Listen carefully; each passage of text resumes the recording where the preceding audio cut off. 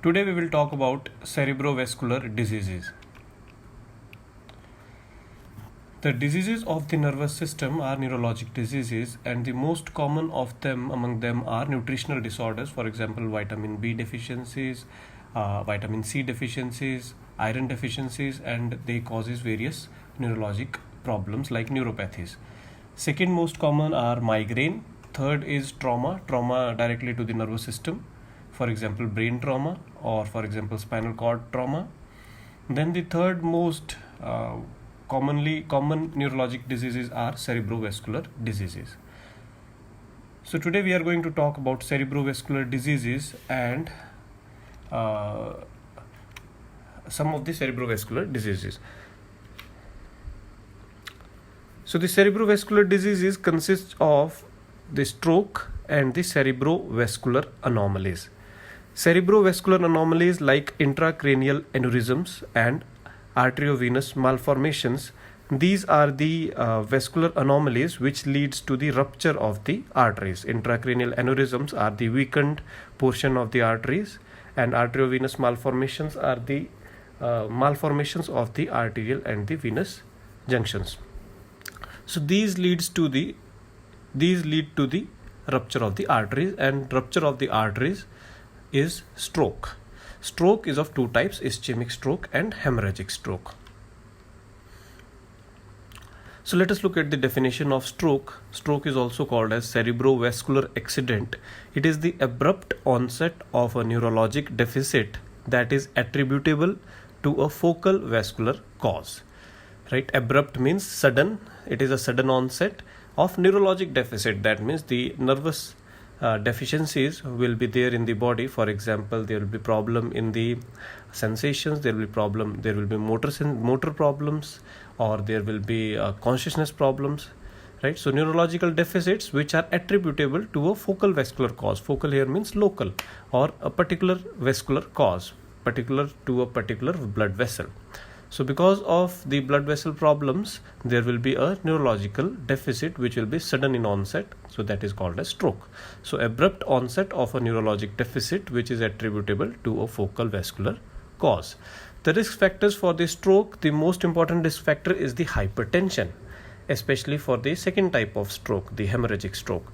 Age, male sex, and alcohol. Tobacco smoking, diabetes, obesity, physical inactivity, infections, genetic polymorphisms means genetic predispositions, and atrial fibrillations where the atrias don't contract properly, they just fibrillate. This leads to the circulation problem. Age, male sex, and alcohol, right? These are repetitions. They are especially for the hemorrhagic stroke, whereas all others are common for both. Right? Ischemic heart disease, the main risk factor was dyslipidemia, whereas for stroke the main risk factor is hypertension. Stroke can be categorized under minor stroke, stroke in evolution, or completed stroke. So minor stroke is a stroke which is very little, which is insignificant, and the recovery is complete within a week. That means after an attack the patient recovers completely within a week. So that is called as a minor stroke. Stroke in evolution is a stroke which is progressive with time. That means the stroke symptoms are progressively increasing day by day. So that is called a stroke in evolution. Completed stroke is a stroke where the maximal deficit has happened and the person is no longer in a progression and the maximum damage has already been done, right? So this way we can categorize the stroke. Next are the types of stroke. Now the stroke is basically divided into two categories. One is ischemic stroke and number two is hemorrhagic stroke. There is another category of stroke which is called as transient ischemic attack, TIA. Cerebral ischemia leads to stroke. When this cerebral ischemia is temporary and is restored either by the body or either by the medical fraternity, right, and it leads to complete resolution of the temporary neurologic signs and symptoms, right, especially within 24 hours. So that is called as transient ischemic attack. Or in other words, if the stroke is reversed completely in 24 hours, then we don't call that thing as stroke, we call that as transient ischemic attack. The definition of the stroke is little different. When the neurologic signs and symptoms last for greater than 24 hours, greater than 1 day, or the focal brain infarction is demonstrated in imaging like CT scans, imaging like MRIs. If brain infarction is demonstrated or neurological signs and symptoms last greater than 24 hours, then we call that as stroke. Otherwise, before 24 hours, if the symptoms appear and then they disappear, we call that as transient ischemic attack.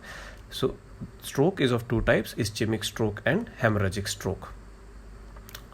Now this ischemic stroke is the major prevalent stroke, which is found 80%.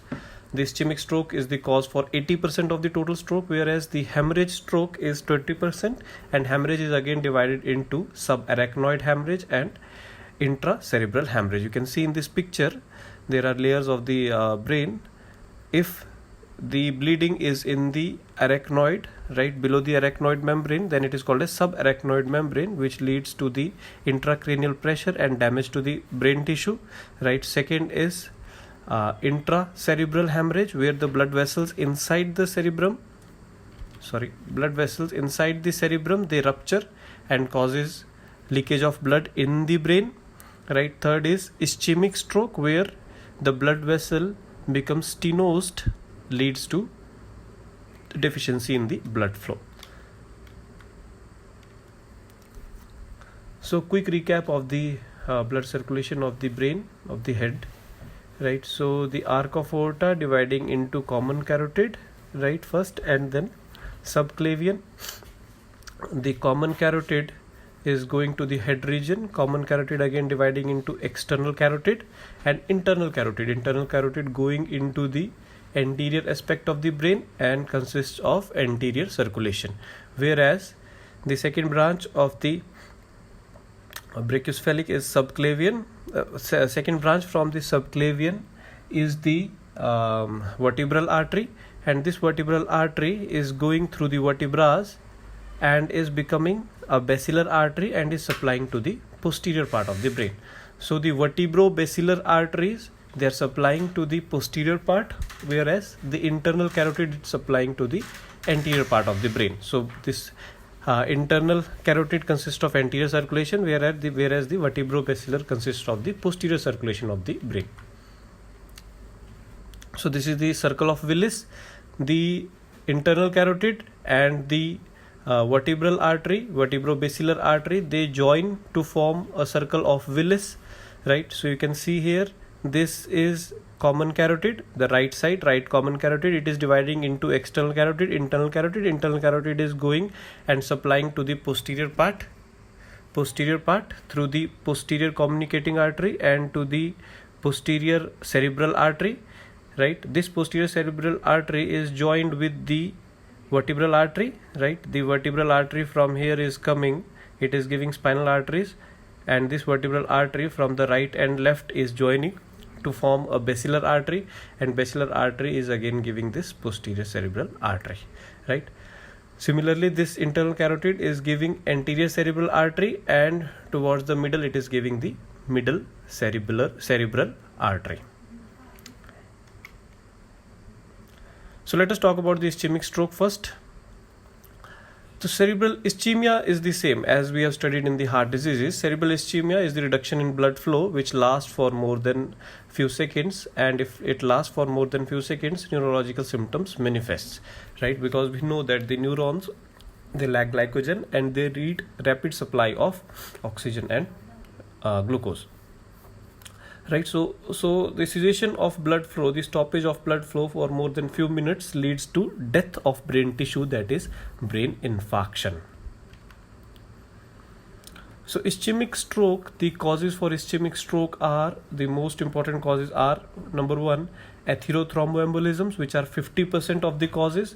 Now this is the same as that of the heart diseases, atherothromboembolisms, where the atheromatous plaques in the arteries, they lead to the formation of thrombus, right, upon them, and that thrombus leads to the occlusion of the arteries, and that leads to the reduction in the, that leads to the ischemia, right? Sometimes this thrombus breaks away and causes thromboembolisms, right? So these atherothrombotic diseases of some extracranial blood vessels and some large intracranial arteries are responsible for the major reasons for ischemic stroke.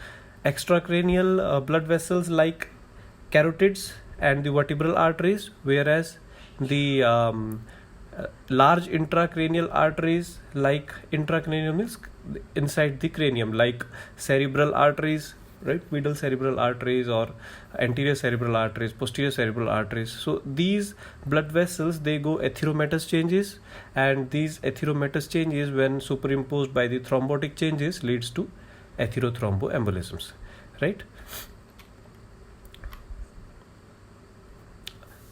So second cause is intracranial small vessel disease. It is 25% of the cause. Intracranial small vessel means the small vessels of the brain, right? Small vessels of the brain, when they are occluded because of the same reason, atherothrombotic or lipohyalinotic occlusions, that is the deposition of the lipids and the hyalines, right? That causes a stroke, a different category of stroke, which is called as lacunar stroke or small vessel stroke. The new definition is, the new term is small vessel stroke. Thrombosis of these vessels causes small infarcts, which are referred to as lacunes or lakes. So they causes small infarction areas. So you can see the most commonly involved small vessel is the middle cerebral artery, right? So this is the internal carotid, the right internal carotid, and this is the left internal carotid, and they are making the middle cerebral artery, right? Middle cerebral artery of the right side, middle cerebral artery of the left side, and this middle cerebral artery is giving small arteries less than 1 millimeter. These are called as lenticulostriate arteries, right? These are the major sites of occlusions and infarctions, and such small infarctions are called as lacunar stroke, right? So occlusion of these small vessels and other small vessels also from this circle of Willis, or from the vertebral arteries itself, from the basilar arteries itself, these small blood vessels, when they are occluded, then a different category of stroke, a lacunar stroke, is formed. The third category, the third causes for ischemic stroke is cardiac source of embolisms, when the heart becomes the source of embolus formations, right? The heart diseases, for example MI, for example most common is atrial fibrillations, or the prosthetic means artificial valves, or rheumatic heart disease, or cardiomyopathies, right? These leads to the formation of thrombus inside the heart, and that thrombus travels through the carotid arteries into the brain and causes thromboembolisms, right? So these are called as cardiac source of embolisms. Then there are certain rare causes where some people have hypercoagulable disorders because of some genetic deficiencies. For example, protein S deficiencies, homocystinemia, sickle cell anemia also leads to increased coagulability, beta thalassemia, antithrombin deficiencies, and so many. Right, some particular drugs, some recreational drugs like amphetamines, cocaine, they leads to the hypercoagulability. Vasculitis also leads to the hypercoagulability disorders. So these are the rare causes. Now let us see the pathophysiology. Pathophysiology is more or less the same as that of the ischemic heart diseases. So the acute occlusion of intracranial blood vessels leads to the reduction in blood flow, and which leads to cerebral ischemia. When this cerebral ischemia is prolonged, it leads to the necrosis by starving the neurons from glucose and oxygen. And when oxygen and glucose is less, then the mitochondria, it fails to generate ATP, and when ATP is less, then the sodium potassium pump fails, which leads to the increase in intracellular calcium and degradation of the mitochondria, degradation of the membranes, and this mitochondria start producing certain proteolytic enzymes, certain free radicals, which causes the catalytic destruction of the complete cells, right? And thereby hampering the vital functions of the brain, right? If the blood flow is restored before the cell death, before cerebral infarction, the patient experiences only transient symptoms, only temporary symptoms, and they are completely reversible, just like angina, and this is called as TIA, transient ischemic attack. If the cerebral ischemia progresses to infarction, then there is a central core of the infarction, and it is surrounded by a group of cells which can still be reversed, and those group of cells are called as, that group of cells is also called as ischemic penumbra. So we try to save that ischemic penumbra when we go to the management of this ischemic stroke, because the infarction area can no longer be revert back, whereas this ischemic penumbra can be reverted back to the normal. So the clinical features are based on the area of the brain which is infarcted, right? So we can broadly divide the brain into anterior and the posterior. So anterior circulation, if it is having ischemic problems, it is causing infarction, then anterior circulation strokes, and the posterior circulation. So we know that the anterior circulation is formed by the carotid arteries, internal carotid arteries, whereas the posterior circulation is formed by the vertebrobasilar arteries, so carotid territory or vertebrobasilar territory, right? So if anterior circulation is hampered, then it leads to ipsilateral. Ipsilateral means one side transient monoocular blindness, right? So person will go blind for few hours, few minutes, and after then again he regains his eyesight back. So that is called as amaurosis fugax. It is common in the anterior circulation transient strokes. Then contralateral side. Contralateral means the opposite side, hemiparesis, right? If the left side of the brain is infarcted, then the right side of the body will become paralyzed, right? Hemiparesis is loss of strength, right? The person will gradually lose his strength of the arms and the face, the opposite side of the face and the opposite side of the arm and the legs. Hemianesthesia, there will be trouble in the sensations, right? In the half of the body. Half means the one side of the arm and the leg. Hemiparesis means on half of the body. Half of the body is right, and the right arm and the right leg. Aphasia, seizures.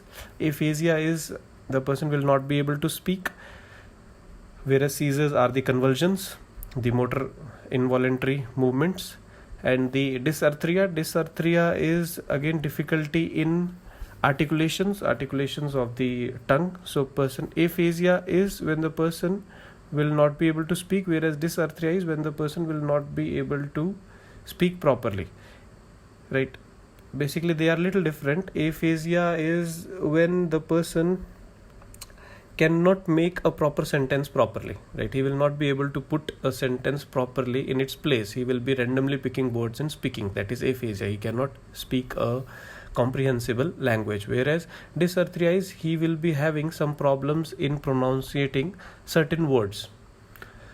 So they are both speaking problems. Then vertebrobasilar territories are they causes sudden fall. The person will lose his tonicity of the muscles and will fall. Ataxia is involuntary movements, right? Involuntary coordination. The coordination of the body will be hampered, so person will not be able to coordinate his walk, his gait, or his hands, or will not be able to do certain things like dressing up. Dysarthria, speaking troubles. Vertigo is this spinning of head. Tinnitus is extra sound in the ear. Then diplopia, the person will have two visions. The person will see one object as twice. Nystagmus is involuntary shaking of the eyes. Difficulty in swallowing, that is dysphagia. Then clinical features. The Lacunose stroke, if you remember, the Lacunose stroke or the small vessel stroke, right? They causes the motor problems, the motor hemiparesis, right? That is half of the motor functions of the body, the right hand and the right leg will stop moving, or will be having less strength than the other side, right? So the posterior limb of the internal capsule or the basis pontis, they are infected, they are infarcted. The face, arm and leg of one side is involved, that is pure motor hemiparesis. Pure sensory strokes, there are strokes which have only sensory abnormalities, that is due to the infarction in the ventral thalamus. And ataxic hemiparesis, where the coordination of the body will not be proper, so in half of the body, so that is because of the infarction in the ventral pons. Dysarthria, and again speaking problems. And clumsy hand, the hand will not be proper, one side of the hand one hand will not be proper, or arm, right, because of the infarction in the ventral pons. So the Lechner strokes in these areas leads to these features. Sometimes the Lechner strokes, they leads to pure motor symptoms, pure sensory symptoms, some ataxic symptoms, or dysarthria, only speaking problems, and that is because of the infarction in these areas. And these Lechner strokes have the best prognosis, and they are the most common in the old age. And the major reason for these Lechner strokes are because of the hypertension and the age. Then the hemorrhagic stroke. So the biggest risk factor for a hemorrhagic stroke is hypertension. The increased blood pressure leads to the rupture of the arteries, either inside the brain, intracranial, or below the arachnoid, subarachnoid membranes, and leading to subarachnoid hemorrhage. So intracranial hemorrhage consists of three things. First is hemorrhage into the subdural and epidural spaces, right? When somebody has a trauma over the head, it leads to the most commonly it leads to the subdural and epidural hemorrhage, right? Subdural and epidural hemorrhage hardly causes the stroke, so they are not included here. Whereas the subarachnoid hemorrhage compresses the brain tissue and causes stroke. So subarachnoid hemorrhage and intracerebral hemorrhage, when the blood vessels inside the brain, they rupture, that is called as intracerebral hemorrhage.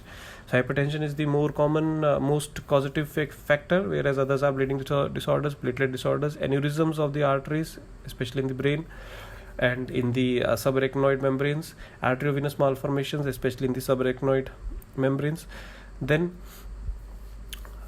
these produces neurological symptoms by compressing the neural structures, or by producing some toxic effects because of the blood, because of the spilled blood, and by intracranial pressure, increasing the intracranial pressure. That is why decompression craniotomy is done. Decompression craniotomy is done. Then pathophysiology. So the hypertensive intracerebral hemorrhage, it results from the spontaneous rupture of small penetrating arteries of deep in the brain. The most common sites are basal ganglia, especially the putamen, the thalamus, cerebellum, and the pons.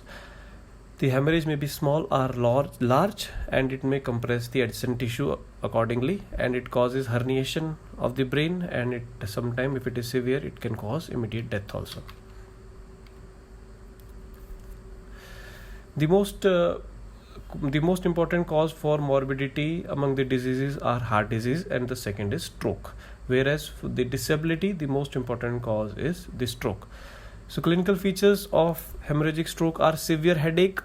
The person will feel severe headache because of the rupture of the blood vessel, vomiting, seizures, right? Because of the intracranial pressure, raised intracranial pressure, the person will be having vomitings, seizures, convulsions, papilloedema, some changes in the blood vessels in the eye, then neck stiffness in subarachnoid hemorrhage, and other features are same as that of the ischemic stroke. Investigations are the complete blood count, the complete blood count to rule out certain infections, because certain infections of the brain, for example meningitis, they mimic the symptoms of the stroke. Then electrolyte disorders like hyponatremia, they also causes seizures that can also mimic stroke. Blood sugar levels, hypoglycemia also leads to convulsions. Then platelet count, less platelet count causes increased bleeding tendencies. PTINR, again bleeding tendencies. CT scans, non-contrast CT scans are preferred for detecting the hemorrhage and the ischemic stroke as well. MRI scans, CT angiography to know the exact location of the thrombus or the rupture. CT angiography, CTA scans. These CTA scans are commonly done for the brain imaging. Carotid Doppler scanning, from the Doppler studies also we can see the blood vessels, especially for the carotid arteries. Then other tests like protein C, protein S, antithrombin 2, homocysteine, they are also common to find out the exact cause for the stroke. So I have put these extra slides for remembering the signs and symptoms easily. So the early warning signs of stroke, the person will start feeling certain numbness or weakness of face, arm or leg. This is the most important warning sign. The person will come to the OPD or the emergency department, will complain of tingling sensations, numbness and the weakness of one side of the body or sometimes both sides of the body. A person might be in a confusion state. He'll be having trouble speaking or understanding the things, right? He'll be having trouble in seeing in trouble in walking, dizziness, loss of balance, coordination, right? So speaking will be in problem, the seeing will be in problem, the walking will be in problem, the strength of the body will be in problem, the balance will be in problem, the coordination will be in problem, right? Other symptoms like nausea, fever, vomiting, and brief loss of consciousness. If it is hemorrhagic stroke, there could be a brief loss of consciousness, right? Or there could be a decreased consciousness as well. So these are some of the common signs and symptoms which the patient explains. The primary impairments will be, first, the impairment will be in the sensations, the numbness, the paresthesias, in a hemiplegic fashion, that is in half of the body. The proprioception losses, right? Proprioception means the sense to position himself in the space, right? With eyes closed, the person can tell that this is left and this is right. In these cases, it will be lost. The patient may complain of abnormal sensations like numbness, hyperesthesia or paresthesia. Pain, the person might be having increased sensitivity towards pain. For example, pinprick or contact with heat or cold, it might be intolerable with little heat or cold. And pressure also, hyperalgesia, that is called as hyperalgesia. With little pressure with your finger, the person might feel very high pain. Loud noises or bright lights, these may increase the pain, these may cause the pain. Mild irritants also trigger the pain. So the stroke can be having abnormal sensations, abnormal pain sensations. Visual changes, the person might be having hemianopsias. Hemianopsias are a visual field defect where person will see black dots in his vision, or completely one half of his vision will be gone of one eye. From one eye he will not be able to see complete visual field. Only half of the visual field will be seen, half will be seen as dark. The tone, the body tone, the muscular tone will be lost, right? The person will present with flaccidity, there will be no muscle tone, and as the time progresses, that flaccidity will convert into spasticity. The body muscles will become very spastic, they'll be very hard to flex, very hard to extend, right? So flaccidity, in acute condition flaccidity, and in chronic condition this flaccidity is replaced by spasticity.